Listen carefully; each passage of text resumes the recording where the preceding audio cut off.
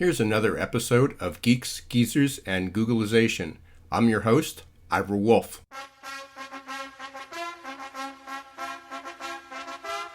So here's a little riddle for you. What do you get when you mix the tired, the wired, and technology? Well, you get very interesting times. Independently, none of these three elements, an aging generation, a young generation entering the workforce, and technological advancement are new. But today we're thrust into a world that the military describes as VUCA, that's V-U-C-A, volatile, uncertain, complex, and ambiguous. And VUCA has become the new normal.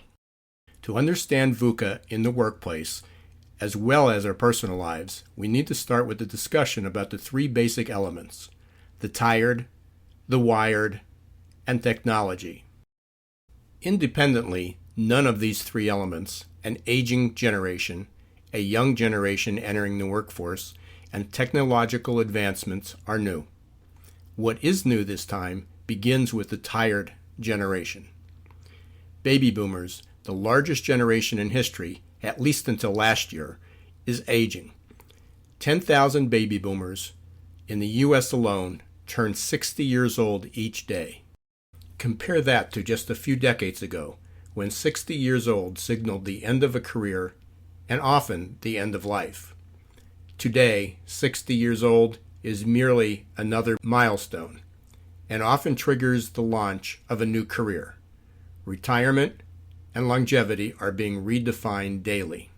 That takes us to the wired, the millennial generation. We were sure he was a communist at one point. That's Rick Anthony from the Anthony Group in Philadelphia. He was in high school and then, of course, college, and he was enjoying the good life. All his bills were being paid for. He had marvelous sense of entitlement.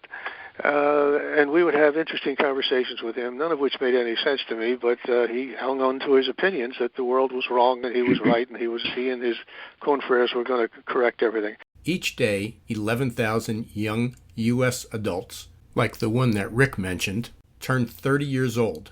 And in early 2016, the Millennials became the largest generation ever to walk this planet. That sets up an historical heavyweight battle between the two largest generations in history, the aging baby boomers and the up-and-coming millennials. Yeah, well, I had a client down in Texas who was interviewing. She was the head of human resources for a manufacturing plant down there, and she was interviewing a millennial who had an expectation that she thought was unrealistic. She was going to be hiring somebody, and this person was going to come on as a supervisor, and he very quickly said in the interview that he wanted to be a plant manager by the end of the year or some such thing, and this reinforced something that she believed about millennials, and that is they have false expectations. That was Jim Schaefer from the Jim Schaefer Group in Annapolis, Maryland. Jim's not alone in how many baby boomers see millennials. In fact, millennial bashing has become a national pastime. Here's Chavaz Kingman from AYF Consulting. A lot of millennials expect us to reward them for doing their job, whereas it's just as basic as brushing your teeth. You don't deserve a reward for something that you should be doing anyway. And I think that too often millennials expect that being on a job means that you're going to get a promotion within 5 or 6 months, but there are basic business principles such as relationship building and face-to-face contact and really doing the work that I think that a lot of people in my generation often forget. Yes, you heard that correctly. Chavaz is a millennial himself, only 30 years old. Chavaz, like many of the other millennials, blows the stereotype of the narcissistic, self-absorbed trophy kid. I asked James Goodnow, an attorney with Fennemore Craig, how he felt when people make a big deal about the generation gap. That's nothing new. Baby boomers did it to Gen Xers. Gen Xers are doing it to millennials. And I think it comes from an inherent desire to romanticize the past, to think that the experiences you lived through were more difficult than those that younger generations are facing. It's just part of human nature. James, like Chavaz Kingman, is also a millennial in his mid-30s who doesn't fit the stereotypical millennial. James is the youngest partner ever to sit on his firm's management team. It's interesting. I think every generation goes through this. Baby boomer Steve Schultz, publisher of Business to Business magazine, agrees. I remember back in the late 70s, early 80s, while I was in school, hearing my mother introduce me to her friends as, this is my son that needs a haircut. And I would get those kinds of things and always being accused of not applying myself when it came to current events. And it seems like as we age and get more experience, we look at younger generations with the very same attitude. If differences in age were the only factors that mattered, we might just accept the challenges and conflicts between young and old as normal. But technology has touched our lives in unimaginable ways. And it's not just the technology, but change is occurring at an amazing pace. While it took 75 years for 50 million people to adopt the telephone, it took only 13 years for 50 million people to watch TV. Then the internet came along, and it took only 5 years to get 50 million users. This lightning speed of adoption hit new records when the game Angry Birds came along, and it took 35 days to do what it took 75 years for the telephone to do. So is it technology and not age that is causing the rift and the generation gap between the old and the young, the wired and the tired? I spoke with Rick Anthony from the Anthony Group in Philadelphia. I've been teaching this course in multi-generational workforce for 3 different years, a semester each. And it's been fascinating to me because I have in the class of anywhere from 15 to 20 people, students, millennials, boomers, Gen X, Gen Y, including 1 or 2 seniors, traditionalists.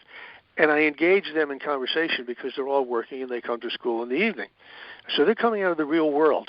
And so we have some exercises, we develop some scenarios and so on, some role-playing. And it's fascinating to see come to life exactly what we see in writing, in the articles, the journals, the books, and so on. The resentment, particularly from the standpoint of the millennials, they resent the fact that older people rely on them for technology to help get them through their workday. And the older folk resent the younger folk because they think they're lazy. They are unable or unwilling to make a commitment to anything. They value nothing, and they seem to be just passing through. That, again, those are all perceptions, and they may or may not be true to some degree or another. So where does an organization begin to leverage the skills and assets of a multi-generational workforce? Fundamentally, it's communication. It's effective communication.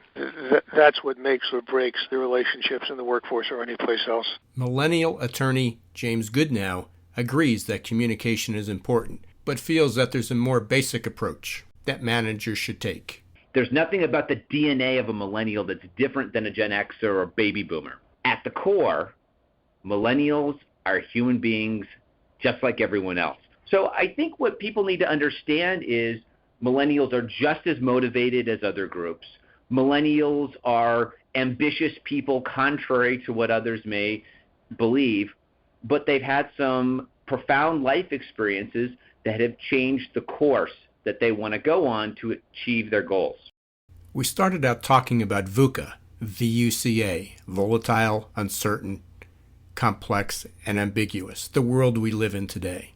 For sure, communication and showing respect for others, regardless of age, gender, ethnicity, that's all vital. But that's not nearly enough.